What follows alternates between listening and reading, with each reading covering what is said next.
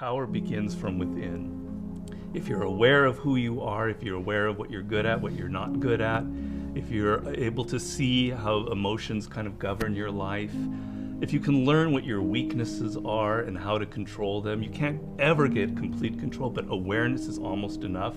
Slowly through this process of knowing who you are and understanding other people and how they operate so you don't make stupid mistakes in life, you can increase that little tiny margin more and more and more, and you will be a person of power. Law number 1 in the 48 Laws of Power is called never outshine the master. And almost every single person in the world has violated that law, myself included. Basically how it works, you're so eager to impress your boss or whomever in your new job that you try so hard that you make him or her feel insecure. Like maybe you're younger and better than they are, and because of that, you're fired, or something bad happens to you, and you never know why. Do you think meditation is allowing you to make more interesting connections because of the quiet? Yes, I mean, I'm not going to go too deeply into this. It's a theory of creativity that's not my own, but that I use a lot in mastery. And basically the idea is that ideas are generated in the unconscious. They're not generated consciously. Your conscious mind is very limited what you can hold in your memory. Right. But unconsciously, in your subconscious, when you're asleep, when you're dreaming, the mind is filled with thousands upon thousands of ideas and things that are there, that are lingering there. And connections are being made all of the time. And occasionally those connections float up to your conscious mind, and you have a brilliant idea about how to do something. 1 out of 10 people are like great manipulators. And there just takes one person and they can ruin your life. We were born with this natural talent. Every single person is born with this talent for getting inside the minds of other people. It's something that you're not even aware of. How do they need to conceive of that? To what end are they using that skill to make their own dreams come true? First thing is, you're not aware of this power that you have.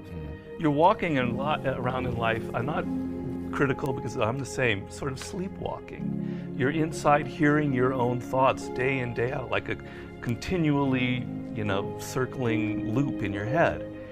And you're not aware of the fact that if you stop that and you look at other people, a world opens up to you. So what's the first component of that world? Nonverbal communication. 95% of what really matters in communication between people is not through words. Words are used to deceive you, to disguise what people are really thinking. What are just a step or two that they can take down that path starting today?